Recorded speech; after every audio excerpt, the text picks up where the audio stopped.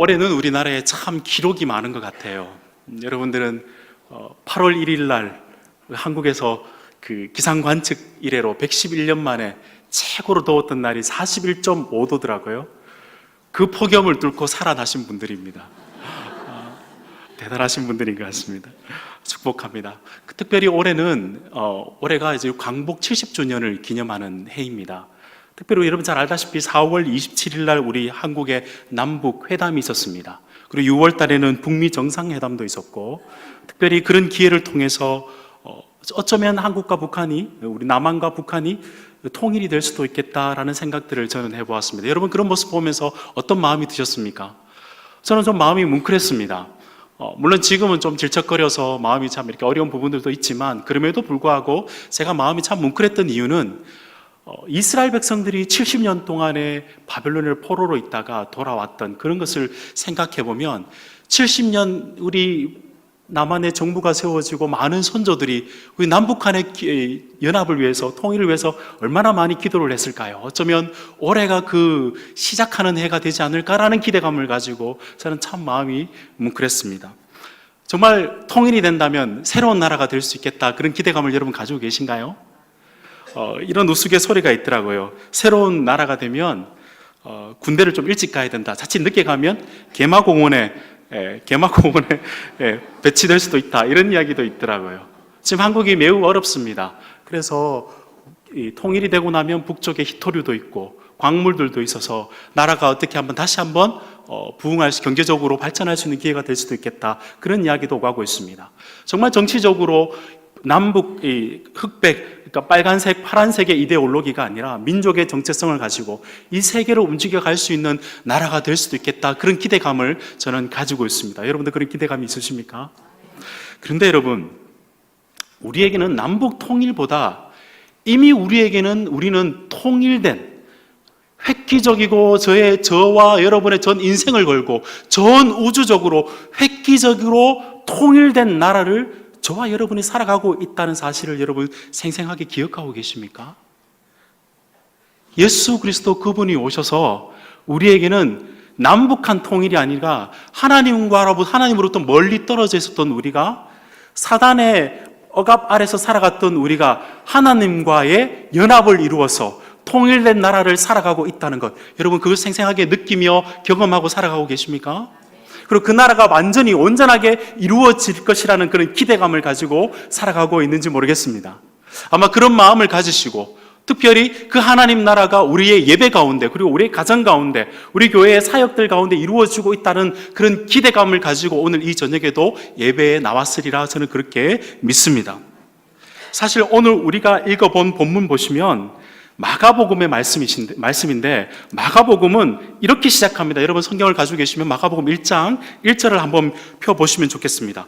마가복음 1장 1절을 이렇게 시작합니다. 하나님의 아들 예수 그리스도의 복음의 시작이라. 하나님의 아들 예수 그리스도가 이 땅에 오셔서 복음을 시작하신 이야기인데, 그 복음이 뭐냐면 하나님 나라를 예수님께서 이 땅 가운데 오게 했다라는 그 사실을 선포함으로 인해서 이 마가복음이 시작되고 있다는 사실입니다. 하나님 나라가 이 땅 가운데 시작된 것은 예수님께서 이 땅에 오시면서 그 나라를 이 땅 가운데 데리고 오신 거다, 그렇게 마가복음이 우리에게 시작하고 있는 겁니다. 이것은 한 명의 대표와 한 명의 대표가 만나서 한 것이 아니라 하나님이신 예수 그리스도 그분이 우리를 대신해서 우리의 자리에 오셔서 성부 하나님과의 화해를 통해서 우리로 하여금 새로운 나라를 살아가게 하는 하나님 나라를 우리에게 선물로 우리에게 주신 것입니다.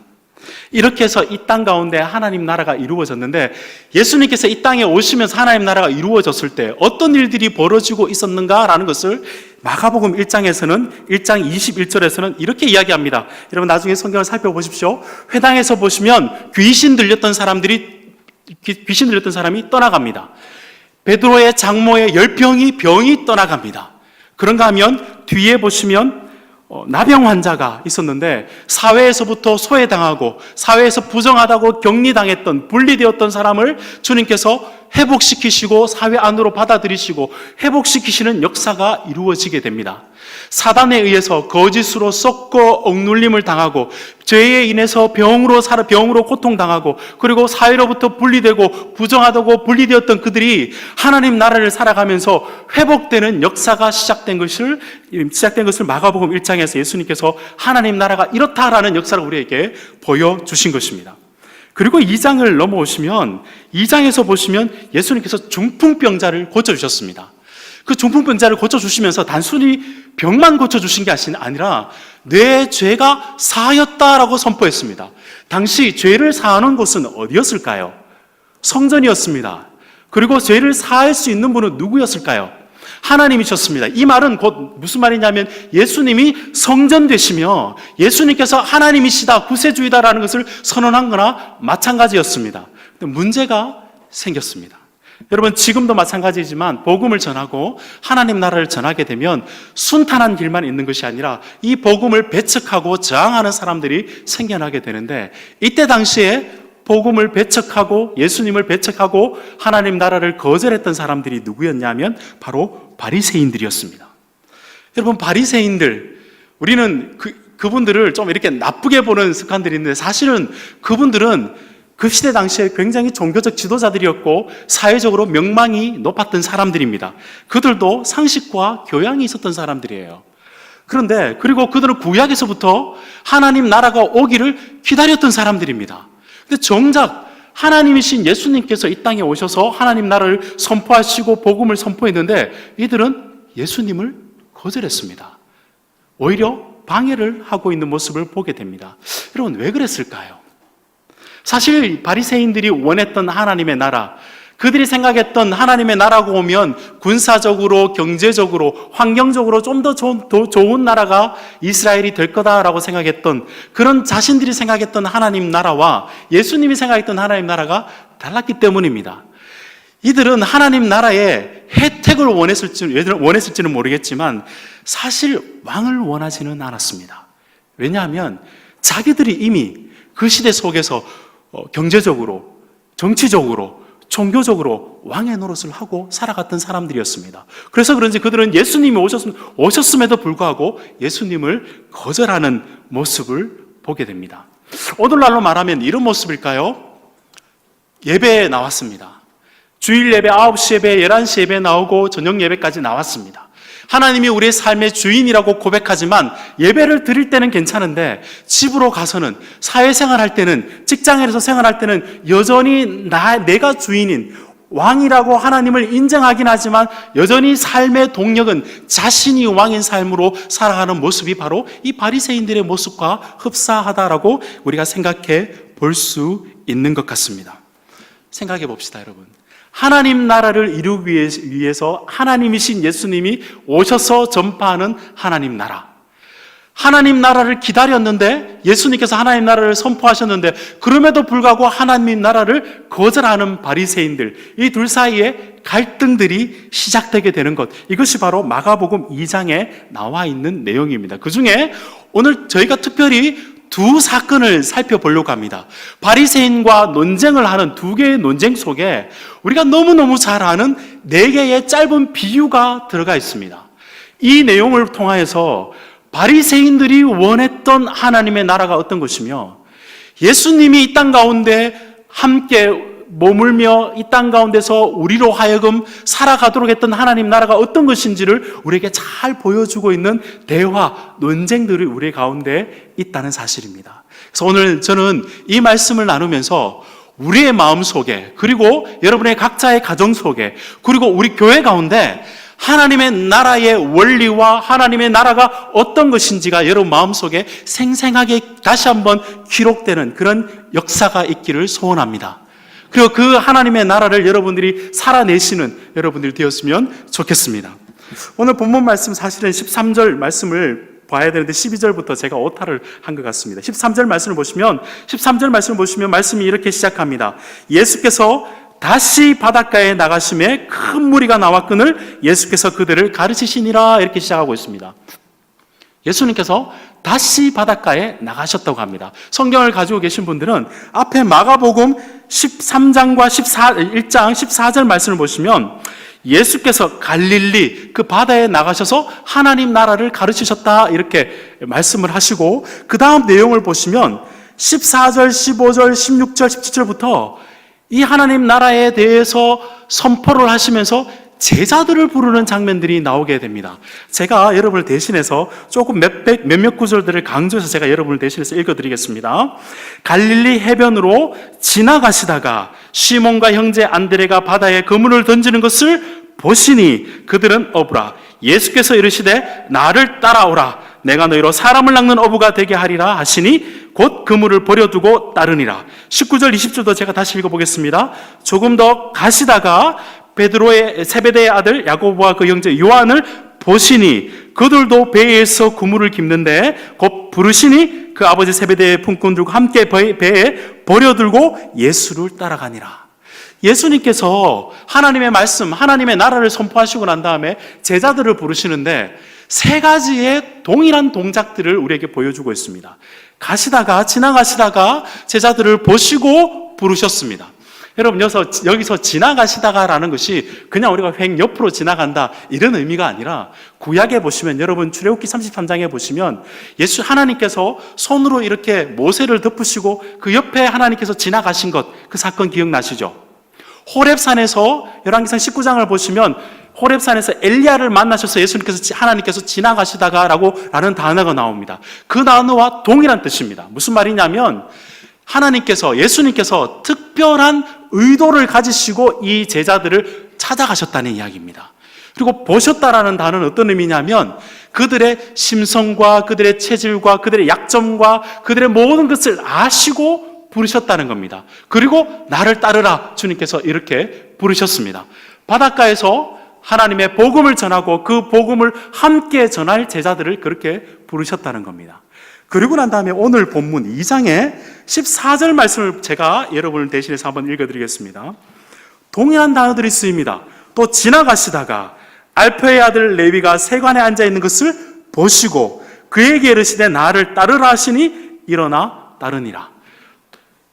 앞에는 유대인의 제자들에게 그렇게 했다면 오늘 여기에서 동일하게 부르시는데 대상이 달랐습니다. 누구였습니까? 알페의 아들 세리 레위였습니다. 여러분 그 집에 날아오는 세금이 많으면 기분이 좋으셔요? 기분이 나쁘셔요? 정당하게 세금을 내야 됨에도 불구하고 세금이 많으면 마음이 좀 불편하시죠? 이때 당시에 세리라는 것은 그 시대 당시 사람들에게 굉장히 경멸받을 만한 사람이었습니다. 왜냐하면 이스라엘 백성들을 섬기는 것이 아니라 로마 압제 밑에 있어서 로마 관원들이 해야 될 일들을 대신하는 사람이었습니다. 먼저 관원들에게 돈을 내고 나머지를 쫙 이렇게 모아서 그 남는 돈으로 자기의 수익을 잡았기 때문에 이 사람들을 볼 때 유대인들은 민족의 배신자일 뿐만 아니라 하나님의 선민들을 괴롭히는 신앙의 배신자이기도 했습니다. 그래서 하나님 나라가, 메시아가 다시 올 때 그들은 결코 하나님 나라에 들어갈 수 없는 랭킹 1위의 사람이 바로 세리라 해도 무방하겠습니다. 오늘날로 우리가 잘 안다면, 이제 표현을 하자면 일본 순사와 같은 사람이라 생각하시면 딱 맞아 떨어질 거라 생각이 됩니다.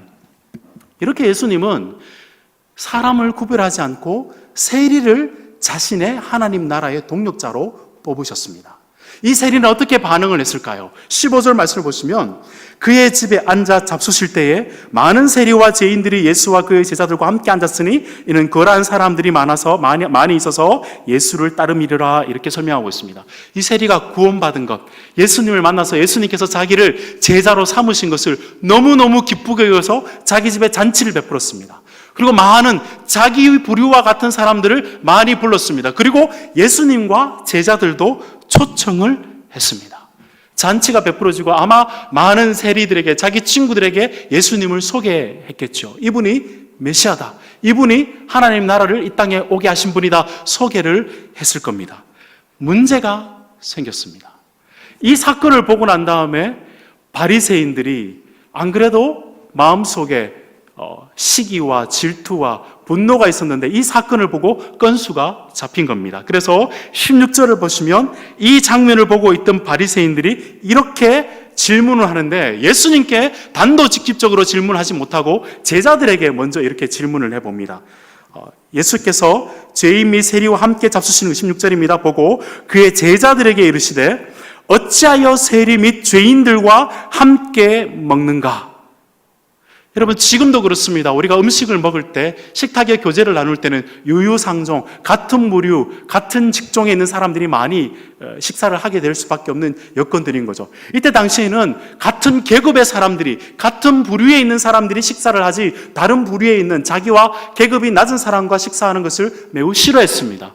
이런 상황 속에서 죄인과 세리와 식사를 하고 있는 예수님의 모습을 보고 바리새인들이 했던 이 질문은 어떻게 해서 거룩한 하나님의 나라의 주인으로 이 땅에 왔다고 하면서 그 죄인들과 함께 식사를 할 수 있는가라는 그런 질문을 바리새인들이 했다는 것이죠.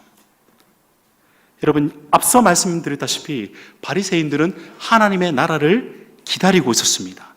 그런데 이 질문을 통해서 어떻게 해서 예수님이 세리와 바리새인과 함께 식사를 하는가라는 이 질문을 통해서 이 바리새인들이 꿈꿨던 하나님의 나라가 무엇인지가 대강이 그려집니다. 어떤 나라였을까요? 그들이 꿈꿨던 나라는 사람의 부류에 따라서, 사람의 종류에 따라서, 사람의 계급에 따라서 분류가 되는 나라였습니다. 제 이야기가 맞나요?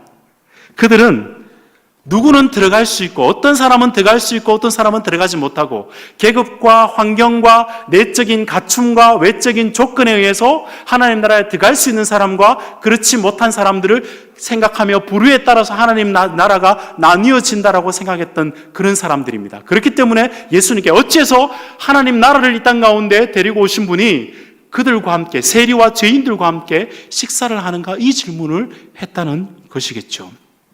적어도 그들은 자기 나름대로의 기준을 가지고 하나님 나라에 들어갈 부류가 따로 있다라고 생각했던 것입니다. 바로 이 질문에 우리 주님은 이들의 생각을 하시고 첫 번째 비유를 우리에게 들어주십니다. 17절 말씀은 우리 주님께서 해주신 비유이기 때문에 같은 목소리로 읽어보도록 하겠습니다. 17절 말씀입니다. 시작. 예수께서 들으시고 그들에게 이르시되 건강한 자에게는 의사가 쓸데없고 병든 자에게라야 쓸데있느니라. 나는 의인을 부르러 온 것이 아니요 죄인을 부르러 왔느니라 하시니라. 아멘. 이 비유를 통해서 예수님이 원하시는 하나님의 나라는 어떤 것인지가 확연하게 드러납니다. 예수님이 원하시는 나라의 사람들은 사람의 부류에 따라서 나뉘어지는 나라가 아니었습니다. 사람의 기준과 잣대에 의해서 나뉘어지는 나라가 아니라 자신의 한계를 알고 내가 병이 있다는 것을 알고 내가 죄인이라는 것을 알고 나를 고쳐줄 사람이 필요하다는 사람에게 주님께서 찾아가셔서 그 나라로 들어가게 해주시는 그 원리를 주님께서 이 의사의 비유를 통해서 우리에게 말씀해 주고 계신다는 겁니다.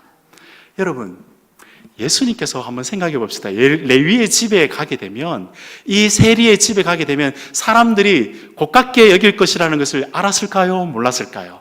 분명히 알았을 겁니다. 지금도 어떤 사람들은 예수의 복음을 전하면 많은 나름대로 사회 계층이 괜찮은 사람들이 예수를 믿으면 복음의 영향력들이 더 커지지 않겠나 그렇게 생각하는 사람들도 있습니다. 물론 그럴 수도 있습니다. 그러나 예수님께서는 그들이 바리새인들이 질책할 것을 꼬투리 잡을 것을 미리 알면서도 이 세리의 집에 의도적으로 들어가셨습니다. 왜 그랬을까요? 예수님의 마음에 예수님의 관심과 예수님이 생각하는 하나님의 나라가 분명했기 때문입니다. 그것은 죄인임을 알고 병들었다는 것을 알고 치료자를 원하는 그들에게 어떤 사회의 조건이나 어떤 사회의 기준을 넘어서 그 경계선을 넘어서 우리 주님은 그 필요한 자에게 찾아가서 하나님 나라로 들어오게 하시는 그 미션을 주님께서 분명히 알고 계셨기 때문입니다. 재미있는 것은 여러분, 예수님께서 이렇게 하나님 나라를 선물로 주시는데 예수님의 특별히 이렇게 전도하고 하나님 나라로 사람들을 들어오게 하는 예수님의 전략이 바로 환대와 식사 교제였습니다. 사람들 찾아가셔서 대화를 거시고 남자와 여자를, 그때 당시 여자와 대화도 잘 하지 않았는데, 특별히 사마리아 여인과, 사마리아처럼 그런 지역에 나와 있는 여인과는 대화도 하지 않았는데 예수님 의도적으로 찾아가셔서 대화를 하십니다. 그 경계를 넘어가셔서 그들에게 식사 교제를 청하고 그들을 환대합니다. 더 아이러니한 것은 예수님은 집이 없으셨어요. 그래서 사람들이 대화를 하고 난 다음에 사람들이 예수님을 환대합니다. 집으로 초대를 합니다. 그래서 겉으로 보기에는 사람들이 예수님을 초대한 것처럼 보이지만 실제적으로는 예수님께서 하나님 나라의 집을 그들에게 가지고 들어가서 그들로 하나님 나라의 집으로 들어오게 하신 것입니다. 오늘날은 이런 거죠. 예수님을 믿는 것은 우리가 믿는 것 같지만 사실은 예수님께서 우리에게 하나님 나라를 가지고 우리에게 미리 찾아오셔서 성령 하나님께서 역사하셔서 우리로 하여금 예수님을 믿도록 하신 것과 마찬가지인 것처럼 예수님께서 미리 찾아오셔서 우리에게 환대해 주셨다는 것입니다. 여러분, 여기서 우리 스스로에게 한번 이 본문에서 잠깐 수도하시고 우리 스스로를 한번 되돌아봤으면 좋겠습니다.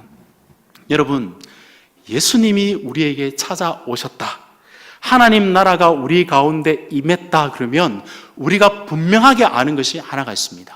그게 뭐냐면 예수님이 이 땅 가운데 오셨다는 것은 하나님 나라를 이 땅 가운데 오게 하셨다는 분명한 미션을 우리가 기억해야 될 줄로 믿습니다. 그런가 하면 그 예수님이 하나님 나라에 이 땅 가운데 오게 했다는 것이 분명한 미션이면 예수님께서 그것을 어떻게 이루셨는가라는 그 미션을, 그 사명을 어떻게 이루셨는가라는 것도 분명해집니다.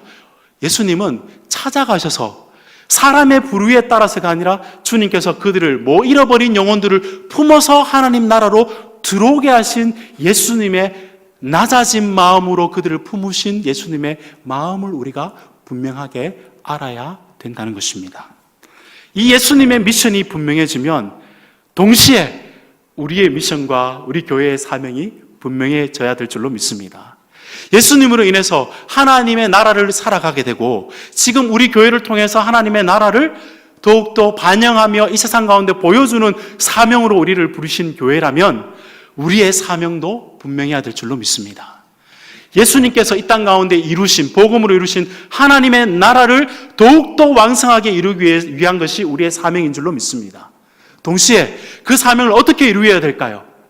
사람의 부류에 따라서, 우리의 가치의 기준에 따라서가 아니라 주님께서 경계선을 넘어서 사람을 찾아가셔서 죄인들에게 찾아갔듯이 우리 또한 낮은 마음으로 사람을 찾아가서 그들로 하여금 하나님 나라 안으로 들어오게 하는 이 미션의 방법들을 우리가 분명히 마음에 새겨야 될 줄로 믿습니다.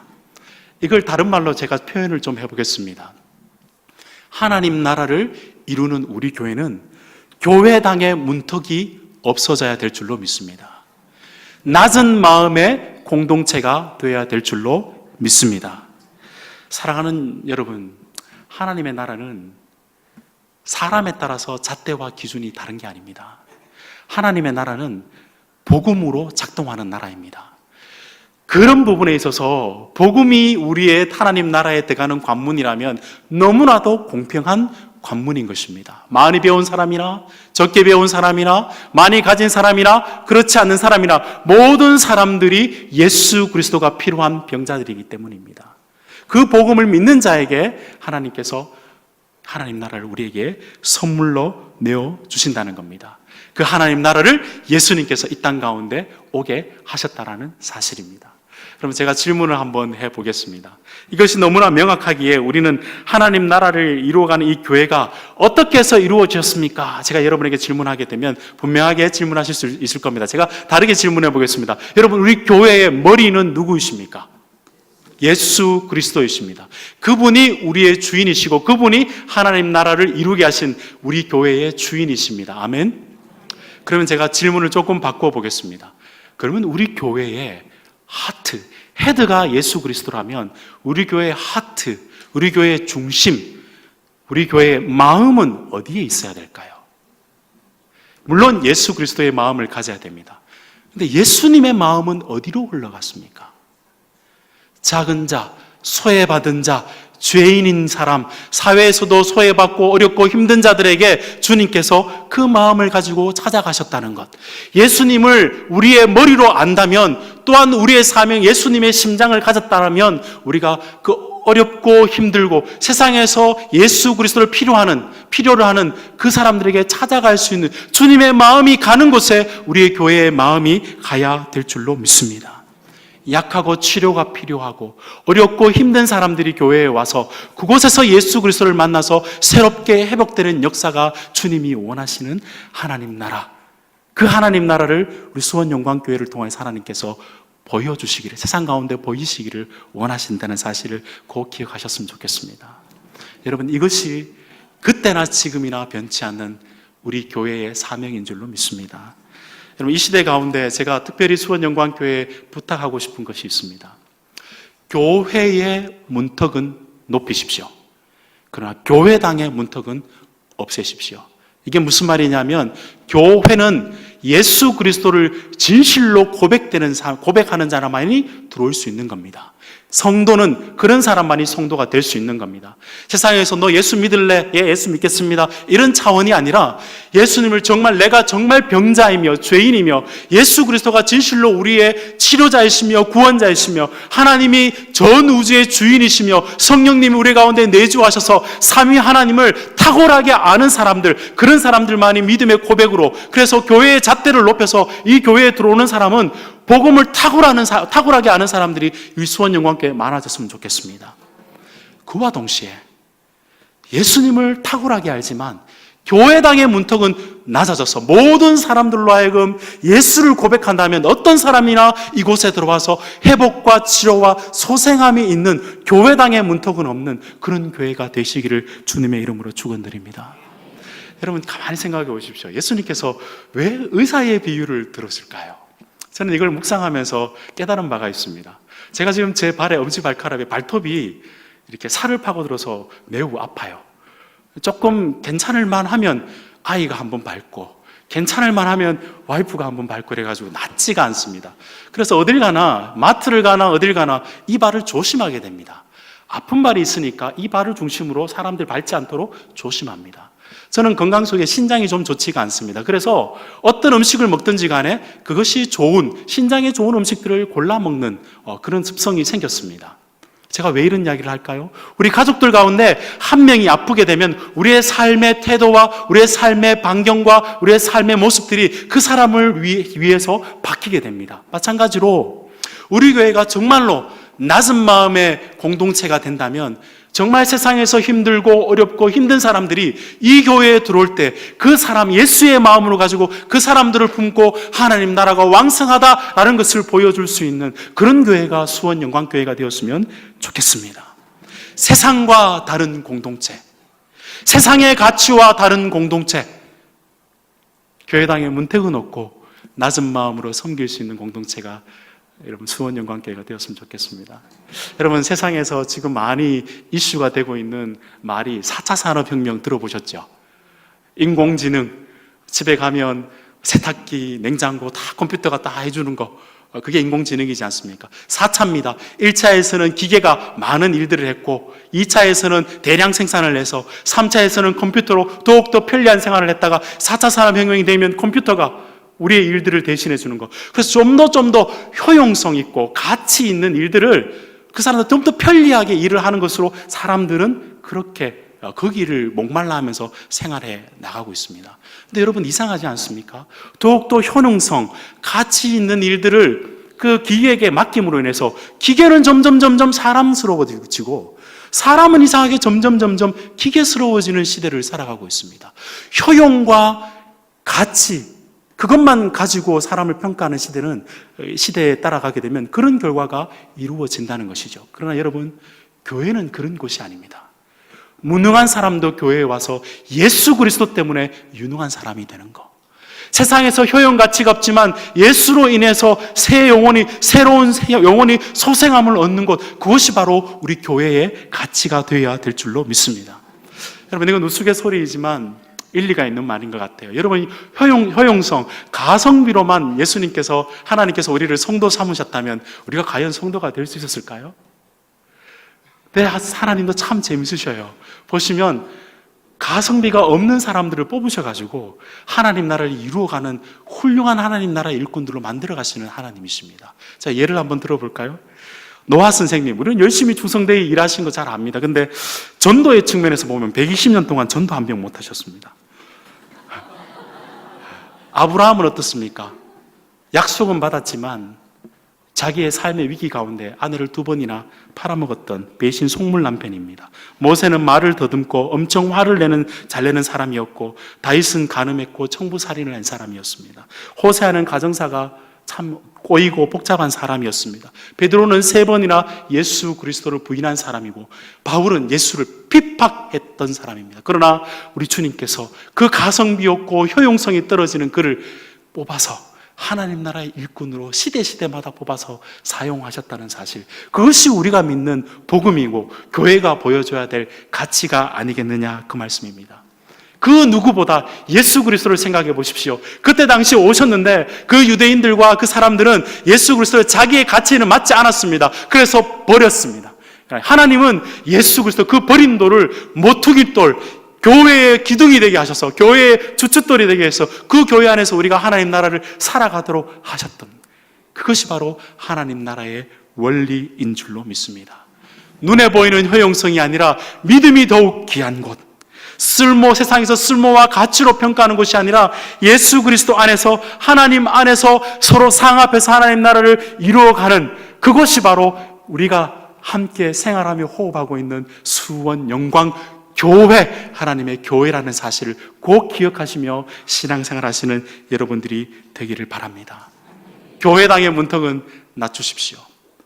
마음을 낮추시고 나 같은 자를 하나님 나라의 일꾼으로 불러주신 그 은혜에 감사해서 주님의 마음을 가지시고 잃어버린 영혼을 찾아가시는 여러분 되시기를 바랍니다. 가끔 신앙생활 하면 다 허물었던 그 벽돌을 다시 한번 교회 안에서 벽돌을 쌓는 분들이, 성벽을 쌓는 분들이 있습니다. 제가 좀 과하게 말할지 모르겠지만 조금 과한 경고를 좀 하겠습니다. 교회는 우리의 실력 행사장이 아닙니다. 스타 신앙, 스스로 타락한 신앙입니다. 본인 혼자 내가 예수를 잘 믿기 때문에, 내가 예수를 잘 믿어서 우리 가운데 환경과 지위로 차별을 두고 있는 성곽을 쌓는다면 그 성곽을 허무시고 잃어버리고 나약하고 소외된 자에게 예수의 심장을 가지고 손을 내밀어 볼 수 있는 그런 여러분들 되시기를 바랍니다. 이제 2번째 사건으로 넘어가 보겠습니다. 2번째 사건을 보시면 앞부분은 식사 논쟁 때문에 일어난 이야기인데, 2번째는 금식 논쟁입니다. 바리새인들의 눈에는 밥을 먹어도 탐탁치 않고 금식을 해도 탐탁치 않았던 모습입니다. 18절 말씀을 제가 여러분 대신해서 읽어보겠습니다. 요한의 제자들과 바리새인들이 금식을 하고 있는지라 사람들이 예수께 와서 말하되, 요한의 제자들과 바리새인들의 제자들은 금식하는데 어찌하여 당신의 제자들은 금식하지 아니하나이까? 지금 바리새인들이 예수님께 와서, 그전에는 제자들에게 물어봤는데 이제는 예수님께 단도직입적으로 물어봅니다. 왜 당신의 제자들은 하나님 나라에 대한 이야기를 하면서 하나님의 제자로 살아간다고 하면서 왜 금식하지 않습니까? 라고 질문하고 있는 것입니다. 이들은 나름대로 자신이 있었습니다. 하나님 나라를 기다리면서 나름대로 하는 일들이 있었습니다. 금식하고 헌금도 잘하고 나름대로의 신앙생활들을 잘한다 생각들을 하고 있었기 때문에 예수님의 제자들이 금식하지 않는 모습을 보고 예수님께 단도직입적으로 이 질문을 하고 있는 것이죠. 결국 이 질문을 하는 바리새인들의 마음속에 하나님의 나라는 어떤 것이었을까요? 하나님의 나라에 들어가기 위해서는 적어도 염치가 있다면 이런 일들은 좀 해야 된다. 종교적인 여러 가지의 일들을 해야지만이 기본적으로 하나님 나라에 들어갈 수 있다는 생각들을 그들은 머릿속에 가지고 있었습니다. 그렇기 때문에 이 질문을 했던 것입니다. 바로 이 질문에 대해서 19절과 20절 말씀을 보시면 이 질문의 요지를 알았던 예수님은 이 질문에 대해서 또 다른 비유를 통해서 우리에게 그 질문에 대해서 논쟁을 하기 시작하십니다. 19절과 20절 말씀을 우리 같은 목소리로 읽어보겠습니다. 시작. 신랑과 함께 있을 때에 금식할 수 있느냐? 신랑과 함께 있을 동안에는 금식할 수 없느니라. 그러나 신랑을 빼앗길 날이 이르리니 그날에는 금식할 것이니라. 아멘. 바리새인들은 하나님 나라에 들어가기 위해서는 사람의 일과 행위가 중요하다라고 그렇게 생각하고 이 질문을 했습니다. 어찌해서 제자들은 금식하지 않습니까? 왜 해야 될 목록의 일들을 하지 않습니까? 질문했을 때 주님께서 혼인잔치 비유를 들어주셨습니다. 여러분 여기에 보시면 예수님께서 혼인잔치에 들어가서 신랑이 있는데 금식하는 사람이 금식할 수 있겠느냐라고 물어보는 거죠. 사실 옛 애인이 아니고서야 금식하는 사람이 없겠죠. 혼인잔치에 와서는 신랑이 있고 기쁜 날에 함께 밥을 먹는 것이 당연한 일이겠습니다. 그런가 하면 20절에서 그런데 금식하지 말아야 할 때도 있고 금식해야 될 때도 있는데 그때는 언제냐면 신랑과 함께 있을 동안은 금식할 수 없고 신랑이 빼앗길 날에 그와 함께 금식한다 이렇게 말씀하고 계십니다. 사실 여러분 구약에서는 하나님께서 이스라엘 백성들, 자신의 백성들을 설명할 때에 양으로, 목자와 양으로 설명할 때도 있었습니다. 그런가 하면 신랑과 신부로 이스라엘 백성들을 설명할 때가 있었는데 이 예수님은 본인이 신랑으로 이 땅 가운데 오셔서 그들에게 자신의 백성들과 함께 자신의 제자들과 함께 있을 때는 함께 잔치의 상을 베풀고 그리고 신랑이 빼앗길 때 다시 말해서 예수님께서 십자가에 달릴 때 그때라야 너희가 금식할 때다라고 주님께서 설명해 주시고 있는 것이죠. 이 결혼식의 비유를 통해서 예수님께서 생각하신 하나님의 나라는 이런 나라였습니다. 무엇을 하느냐 안 하느냐 목록을 가지고 있는 것보다 그 나라의 주인인 예수님께 어떻게 제대로 반응하느냐가 더 큰 하나님 나라의 원리였습니다. 무엇을 하느냐가 중요한 것이 아니라 그 나라의 주인이신 분한테 너희가 어떻게 합당하게 반응하느냐 이것이 예수님의 큰 하나님 나라의 원리였다라는 사실입니다. 무엇을 하느냐 doing의 문제가 아니라 너희가 그 예수 그리스도 앞에서 너희가 어떤 존재냐라는 것을 아는 것이 더 큰 문제다 주님께서 우리에게 말씀해 주고 있는 것입니다. 여러분 저희 집에는 아들이 2명이 있습니다. 첫째 아들은 공부를 나름 잘합니다. 그래서 지금 이제 중3인데요. 수원 외고를 가고 싶다 그래요. 그래서 나름 공부를 좀 하는 것 같아요. 그래서 근데 이 아이의 특징이 뭐냐면 수원이라서 수원 외고라고 말씀을 드린 겁니다. 특정한 학교를 공부하려고 하는 것은 아니고요. 근데 이 아이는 목록을 가지고 시험 공부를 합니다. 자기의 페이지를 해야 될 공부를 매일매일 쪼개어서 합니다. 근데 그렇게 하면 너무 기특하죠. 학원도 보내지도 않습니다. 너무 기특합니다. 그런데 여러분 그 아이가 그 목록을 다 하고 난 다음에 저에게 요구하는 것은 전혀 제가 원하는 바가 아니에요. 그리고 어떤 것은 제가 그 아이가 대화를 하고 싶은데 목록 아버지 이걸 해야 되기 때문에 여러분 하는 것을 위해서 아빠와 대화하는 것을 조금 멀리하는 경향들이 좀 있습니다. 목록형 아들입니다.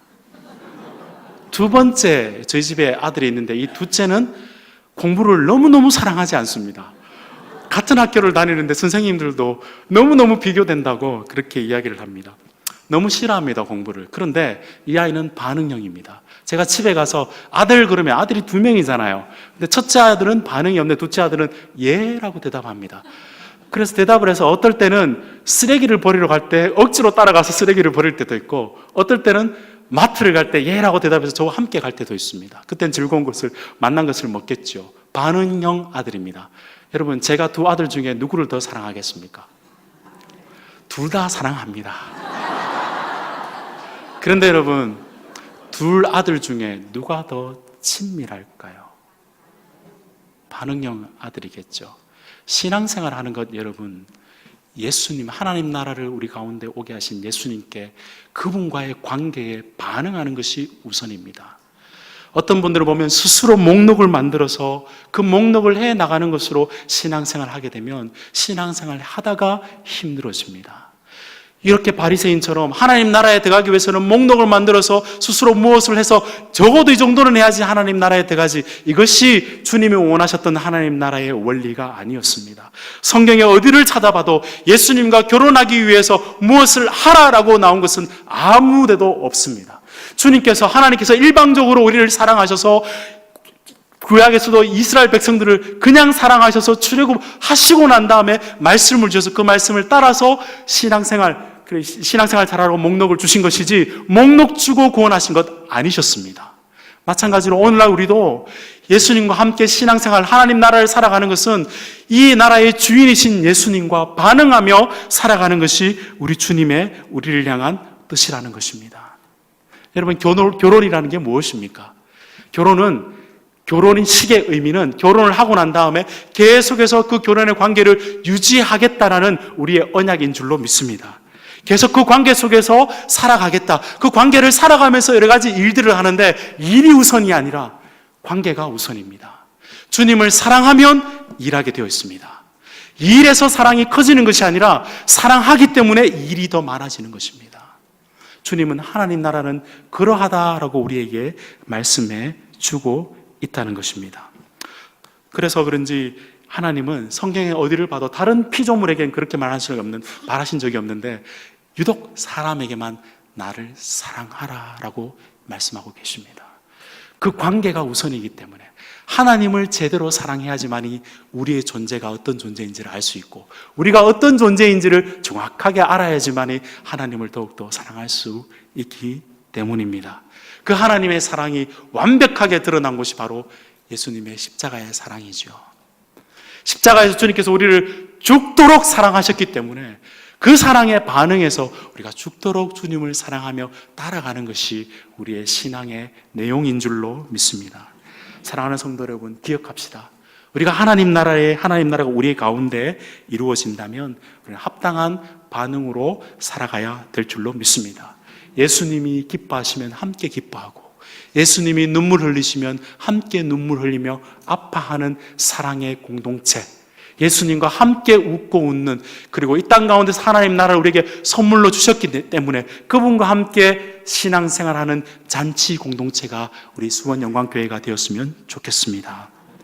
가끔 보시면 신앙생활 하면서도 가끔 목록과 자신의 기준과 잣대로 일을 가지고 사람들을 판단하는 사람들이 가끔 있을 수 있습니다. 일을 하지 않을 수는 없습니다. 반응을 하게 되면 일을 하게 돼야 되기 때문입니다. 그러나 이것이 잣대가 나의 기준이 되어서는 안 될 줄로 믿습니다. 우리 수원영광교회는 그런 것은 잘 없겠지만 어떤 교회 가면 나이가 많으신 분들은 청년들 찬양하는 거 보고 어떻게 저런 찬양을 하냐, 너무 경박하다, 이렇게 이야기하시는 분들도 계시고, 또 어떤 분들은 보시면 우리 교회가 왜 이렇게 일을 이런 식의 이렇게밖에 일을 하지 못하는가, 그렇게 비판하시고, 나는 얼마나 기도를 하는데, 나는 얼마나 헌금을 하는데, 이런 식으로 서로 비교하면서 신앙생활 하시는 분들이 가끔 계시는데요. 비교 신앙, 비참하게 되거나 교만하게 됩니다. 자기보다 훨씬 더 신앙생활 잘하신 분이 나오면 비참하게 되고요, 자기보다 못한 사람이 나오게 되면 교만하게 됩니다. 그렇게 해서는 진정한 신앙생활을 할 수가 없습니다. 비교하지 말고, 일로 비교하지 마시고, 예수 그리스도와 내가 정확한 관계로 인하여서 예수님과 제대로 반응하는 삶을 살아가고 있는가, 그것을 우리가 되새기며 신앙생활하는 것, 그것이 예수님께서 원하시는 하나님 나라를 살아가는 모습이다 라고 우리에게 오늘 말씀하고 계시는 것입니다. 예수님을 사랑하는 것이 우선입니다. 그 관계가 회복되고 제대로 된 합당한 반응을 하게 된다면 이 교회에 들어오는 모든 사람들이 예수님과 더불어 잔치하는 교회 공동체가 될 줄로 믿습니다. 그렇지 않으면 처음에 결혼을 은혜로 시작했다가 일로 하는 싹수로 마치는 그런 교회가 되어서는 안 될 줄로 믿습니다. 하나님의 원하시는 교회는 언제나 어떤 사람이나 들어와서 예수 그리스도를 나의 신부로 알고 신랑으로 알고 그 신랑으로 인해서 반응하며 기쁨의 삶의 결혼의 삶을 쭉 이어갈 수 있는 그런 공동체가 되기를 주님의 이름으로 축원합니다. 여기까지 지금까지 살펴본 대로 하나님의 나라는 사람의 부류에 의해서 나뉘어지는 나라가 아니라 하나님께서 환대하는 나라였습니다. 그래서 그 환대를 받은 우리는 예수님의 마음을 가지고 다른 사람을 환대하는 공동체가 되어야 될 줄로 믿습니다. 예수님의 나라는, 하나님의 나라는 하나님 일에 있는 것이 아니라 사랑에 있다라고 주님께서 말씀해 주시고, 그 사랑으로 모든 사람들이 이곳에 들어와서 예수님을 주인으로 해서 그분과 함께 교제하며 나누는 사랑의 잔치 공동체가 되어야 된다고 말씀해 주셨습니다. 이 두 가지의 논쟁을 마치시고 난 다음에, 그리고 우리에게 두 가지의 비유를 좀 더 우리에게 해주시면서 우리에게 결단을 촉구하고 계십니다. 21절과 22절 말씀, 우리가 너무 잘 아는 말씀이니까 우리 함께 말씀을 함께 읽도록 하겠습니다. 시작. 낡은 옷에 붙이는 자가 없나니 만일 그렇게 하면 기운 새 것이 낡은 그것을 당기어 헤어짐이 더하게 되느니라. 새 포도주를 낡은 가죽 부대에 넣는 자가 없나니 만일 그렇게 하면 새 포도주가 부대를 터뜨려 포도주와 부대를 버리게 되느니라. 오직 새 포도주는 새 부대에 넣느니라. 아멘. 이 두 가지의 비유는 사실은 종류는 달라도 거의 흡사한 비유입니다. 생배 조각이 있습니다. 헌 조각이 있고 새로운 세마포 새 조각이 있습니다. 새 옷을 사서 여러분 새 옷을 오려서 헌 옷에 붙이는 사람이 있을까요? 그렇게 되면 헤어진 헌 옷이 더욱더 헤어져서 이 둘 다 입지 못하는, 헌 옷과 새 옷을 입지 못하는 결과가 있다고 주님께서 경고하고 계십니다. 그런가 하면 새 포도주가 있는데 포도주를 담그는데 새 포도주를 새 가죽 부대에 넣었습니다. 그런데 이 가죽 부대는 시간이 지나면 지날수록 경화, 딱딱해집니다. 그리고 포도주가 나고 새 포도주를 헌 포도주 가죽 부대에 넣게 되면 이 포도주가 터트려져서 새 포도주도 먹지 못하게 되고 가죽 부대도 쓰지 못하게 되는 이야기를 주님께서 해주고 계십니다. 왜 이런 이야기를 해주셨냐 하면 과거에 있었던 삶의 체계 속에서 하나님 나라의 삶의 이야기를 두 가지를 섞게 되면, 어중간하게 하게 되면 이것도 못 쓰고 저것도 쓸 수 없다는 이야기를 주님께서 이야기하고 계십니다. 사람의 부류에 따라서, 사람의 일에 따라서 하나님 나라를 하는 그런 나라를 세상의 가치에 따라서 하는 그런 삶의 체계를 가지고 하나님 나라의 체계와 함께 섞어버리게 되면 하나님의 나라의 일도 되지 않냐고 세상에서도 살아갈 수 없다라는 이야기를, 제대로 살아갈 수 없다는 이야기를 주님께서 우리에게 두 번 해주고 있습니다. 두 번 이야기했다는 것은 강조하고 있다는 것이죠. 결코 너희는 이제 제자된 우리는, 하나님 나라를 살아가는 우리는 옛 삶의 체계로 살아갈 수 없고 하나님 나라의 삶의 체계로 살아가야 된다라고 주님께서 두 번 우리에게 강조하고 계시는 겁니다. 실제로 그렇습니다. 여러분, 우리 주님께서 이 이야기를 우리에게 왜 이 두 가지 비유를 들어주셨을까요? 앞부분에 혼인잔치 이야기를 해주셨고 새 옷 이야기해 주시고 새 포도주 이야기해 주셨습니다. 사실 유대인들이 결혼을 할 때 새로운 옷을 입고 새로운 포도주를 마시며 혼인잔치를 했습니다. 많은 사람들을 초청을 해서 혼인잔치를 했습니다. 사실 우리는 이 바로 혼인잔치에 초청이 되어서 그 혼인 결혼식을 한 사람들입니다. 예수님께서 십자가에 달리셨을 때 우리의 더럽고 추한 옷을 벗기시고 우리에게 새 옷을, 새 세마포를 입히셔서 부정한 우리를 정결한 자로 만들어 주셨습니다. 예수님께서 십자가에 못 박혀 죽으셨을 때 그의 피와 그의 몸과 살을 찢으셔서 피를 흘려주셔서 새로운 포도주를 우리에게 주셔서 기쁨에, 율법으로 요구했던 그 일들을 주님께서 십자가에서 제하여 버리시고 우리에게 새 기쁨의 포도주를 우리에게 주셨습니다. 그 사건 이후에 예수님을 믿는 모든 우리들은 바로 예수님과 결혼한 자이며 예수님과 함께 하나님 나라를 사랑하는 자가 된 줄로 믿습니다. 그렇다면 이제 우리는 과거에 예수를 모르던 때의 삶의 체계로 살아가는 것이 아니라 이제는 우리는 하나님 나라의 삶의 체계로 살아가야 될 줄로 믿습니다. 이 둘을 여러분 결코 섞어서는 안 된다는 사실을 꼭 명심하시길 바랍니다. 주님, 이것은 내 삶이고 이것은 교회의 삶이고 이것은 내 가정의 삶이고 섞지 마시고 이 모든 삶이 내 삶 전체가 예수님과 결혼한 주님 안에서의 삶입니다라는 고백이 우리 가운데 있어야 될 줄로 믿습니다. 주님, 이것만은 건들지 마십시오. 자식 교육은 내가 원하는 대로 하겠습니다. 주님, 경제, 노후 생활은 내가 알아서 하겠습니다. 주님, 전도 제가 알아서 하겠습니다. 그렇게 나뉘는 것이 아니라 주님이 원하시는 것은, 결혼하신 것은 주님이 우리 전체 전인격을 원하시는 것인 걸 믿으시고 나의 자녀와 나의 삶과 나의 직장과 나의 노후 생활과 모든 것에 내 힘을 빼시고 주님, 모든 것이 주님의 뜻 안에서 하나님 나라가 이 땅 가운데, 내 삶 가운데, 우리 교회 가운데 이루어지기를 원합니다. 그 고백으로 하나님 나라를 살아가시는 여러분 되시기를 주님의 이름으로 축원드립니다. 말씀을 맺고자 합니다. 20세기 최고의 지성인이었던 C.S. 루이스라는 사람은 영광의 무게라는 책에서 이런 말을 썼습니다. 지금 당신이 보고 있는 재미없고 가장 매력 없는 그리스도인들이 우리 주님이 오실 때 그 사람 앞에서 내가 무릎을 꿇고 경배해야 될 것은 아닌가 시험받을 정도로 그렇게 변화될 것이다 라고 말하고 있습니다. 여러분 주위를 한번 봐보십시오. 여러분의 주위에 있는, 여러분 바로 있는 여러분의 성도님들이 바로 하나님의 혼인잔치에, 주님께서 마지막 잔치에, 천상의 잔치에, 이 땅 가운데 임할 마지막 잔치에 그 모습으로 우리를 주님과 함께 잔치상이 베풀어질 겁니다. 그때뿐만이 아니라 주님께서 이미 이 땅 가운데 하나님 나라를 우리에게 오게 하셨으니까 이 땅 가운데 이 잔치 공동체를 우리 가운데 주님께서 지금부터 살아가라고 주님께서 우리에게 촉구하고 계십니다. 우리가 정말 예수님으로 인하여서 하나님을 살아간다면 우리의 머리 되신 예수 그리스도 그분께 감사하며 우리의 심장 되신 예수 그리스도 그분의 마음을 따라서 영혼을 찾아가며 하나님 나라를 품고 그 영혼을 하나님 나라로 드리는 사명에 탁월한 사명을 감당하신 여러분 되시기를 원합니다. 그리고 우리 주님이 나의 신랑이 되어서 언제나 주님과 함께 혼인잔치 기쁨의 공동체가 되는, 그래서 이 교회를 통해서 들어오는 모든 성도들이 그 하나님 나라를 맛보는 그 일이 여러분의 신앙생활의 특권과 자랑이 되시기를 우리 주님의 이름으로 축원드립니다. 기도하겠습니다. 존귀하신 주님, 우리로 하나님 나라를 살아가면, 그리고 하나님 나라를 일구어가는 주님의 교회 삼아주신 것 너무나도 감사합니다.